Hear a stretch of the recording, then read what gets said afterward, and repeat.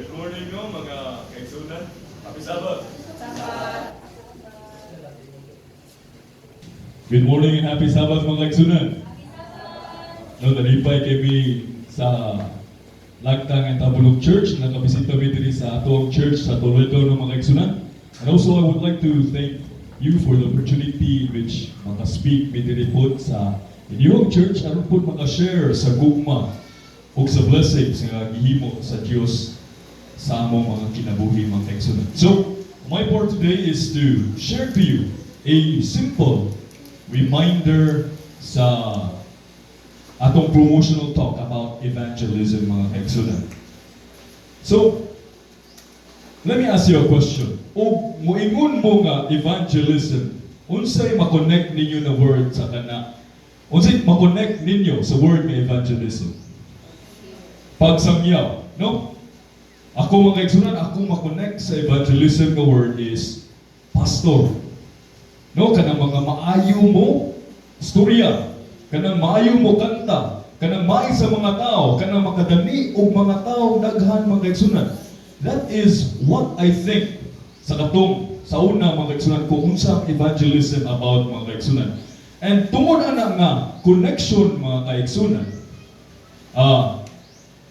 people daghan sa ato ang mga kaigsunan, especially sa ako sa una mga kaigsunan, makaingon ko nga, di na para sa ako ang evangelism. But today, we will be reminded about evangelism truly is.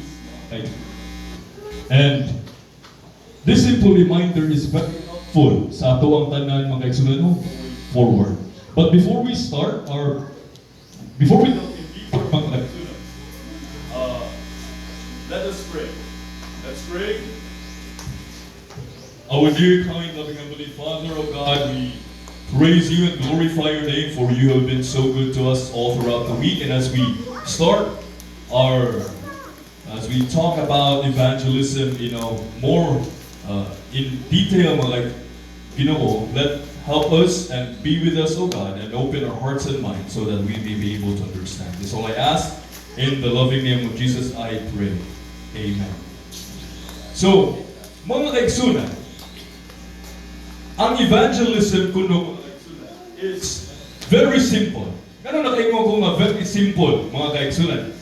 Kay, it's not about talent. It's not about how good you are sa mga tao.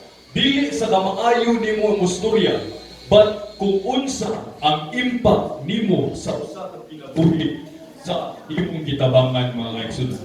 Evangelism, in simple terms mga kaigsunan, is pagtabang sa usa ka tawo nga mahiduol dito sa Ginoo. And unsa man ni paagi nga pagtabang mga kaigsunan? It's a very simple help and everyone can do it. No? We'll delve in deeper sa kanang mga kaigsunan. Let us go back in time mga kaigsunan. Katong before ni adto ang Ginoo, isangyaw siya sa langit mga kaigsunan. Ni adto siya ang sali. Ni kaya. Sorry, dili ko kabang magbisaya kayo. But ni saka sa langit, before ni saka sa langit si Ginoong Hesus mga kaigsunan, na siya gibilin nga misyon sa atoa. Ang kani nga misyon makita sa Matthew 28 verse 19. Ningon, "Go ye therefore and make disciples of all nations." Let us highlight mga kaigsunan atong taga-importansya ang word nga ye. Unsa may ye mga kaigsunan?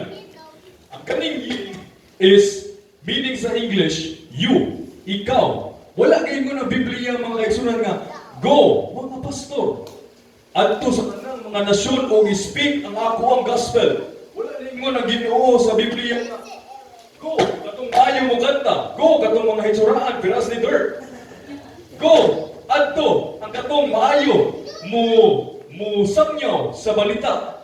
No, the Bible said mga kaigsunan, go ye, go you. Ikaw mga kaigsunan sa tanang nasyon na mo samyaw sa gospel sa Ginoo. And that mga kaigsunan highlights nga kita tanan ang naay responsibility nga musangyaw sa ebanghelyo ni Ginoong Hesus.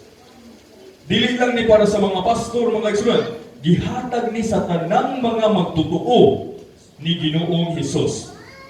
Now, ang greatest gift nga ato ang nadawatan kaigsunan kay salvation. Di ba? Mauyon mo mga kaigsunan? Nga ang ato ang pinaka importante nga gift na dawatan gikan sa Ginoo kay ang salvation sa atong souls. And through Jesus Christ, our lives are changed mga kaigsunan. And naturally, because our lives are changed, we are encouraged to share the gospel aron ang kanang mga tao nga wala pa kabaw ni Ginoong Hesus makabaw sa imuhang nabati na salvation mga kaigsunan. In a more practical example mga kaigsunan, if naa kay nibawan, ikaw ra ang tao nga nakahibaw sa tambal, sa cancer. Ang tanang cancer sa kalibutan mawa kay kung mo-share ka mga kaigsunan. Mo-share ba ka? Mo-share. Ikaw, Dirk. Mo-share ka, Dirk? O kabaw ka sa tambal sa cancer? Oh. Yes, mga kaigsunan. That is the same as knowing Jesus Christ. Knowing Jesus Christ, ang nakabaw ta sa truth, nakabaw ta sa gospel, is like we know unsay tambal sa cancer. But something is nagpugong sa tuwa para mo share. I don't know what. Maybe kaulaw. Sauna ako, kaulaw. Maybe kanang mahadlong.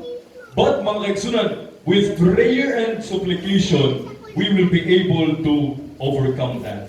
Kaya mga kaigsunan, just like people who are sick moadto sa hospital mga kaigsunan, ang mga tao nang ginahanglan sa paglaom ni Ginoong Hesus. No? The world around us desperately needs that hope, mga kaigsunan. Sometimes we think evangelism means standing diri sa pulpito o giving a sermon. But mga kaigsunan, evangelism is as simple as being kind. Ang imuhang evangelism, mga kaigsunan, kay unsa ang imong pagkinabuhi sa imong pagkadlaw-adlaw nga gibuhatan mga kaigsunan. Evangelism, we will show people unsay true nga evangelism by the way we live. Kung unsa ka manamit, kung unsa ka mo-treat sa usa ka tao, kung unsa ka manurya, kung unsa imong panganon, kung unsa imong mga aksyon mga kaigsunan. That is evangelism in itself. And kana mga kaigsunan ang pinaka true, kind and genuine nga evangelism, ang the way we live. Kaya we can't fake it, no?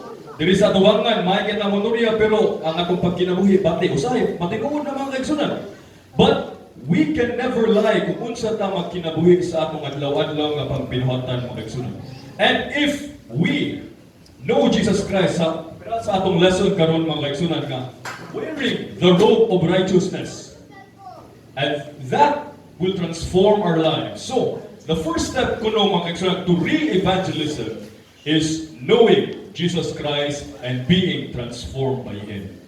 Transform, mga kaigsunan, total transformation. No? So, if we know Jesus Christ, kung makailatan ni Jesucristo mga kaigsunan, genuinely, sa tinud anay, mausab ang atong kinaiya, mausab ang atong kinabuhi. And that, mga kaigsunan, will create a chain reaction nga ang atong ang adlaw-adlaw na itong ginabinuhatan, wala na ka mga kaigsunan, butaan na kita sa atong mga neighbors, butaan na kita sa atong mga classmates, butaan na kita sa atong asawa, pinangga na kanatok, no? Di na ito magbugot-bugot kung suguot na sa itong mama, kaya nakailan na tayo ni Ginoong Hesus. Ningon ang usa ka members sa mga church, mga kaigsunan, nga naay na bautismuhan sa tagagawas sa una mga kaigsunan. Ningon siya nga, ang nakapabautismo niya usa ka layman nga iyang ginabinuangan.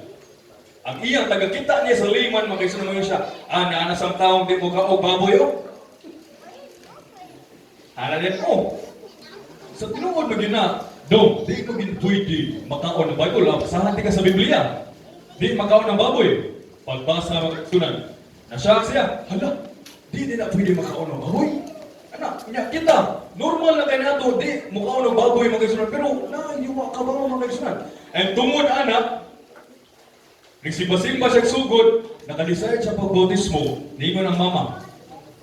Ngano nga bautismo man ka? Ikasabaan ang katuliman. Ngano bautismohan mo na mga kumanak? Ikasabaan. Niingon ng limon mga igsunan. Unsa may gusto ni mo ante? Ang imong anak maglaro-laroy, magadik-adik, mo inom, o pasudlo ni mo simbahan. Huwag ka tingog ang mama mga igsunan. O to, sige, ato na lang simbahan. Pila ka weeks, pila ka months na simbahan mga igsunan. Nasya ka mama. Ingon no. Dong, tawag ang liman dong. Ipatawag ang liman mga igsunan. Nasya ang liman. Unsa may buhaton ako.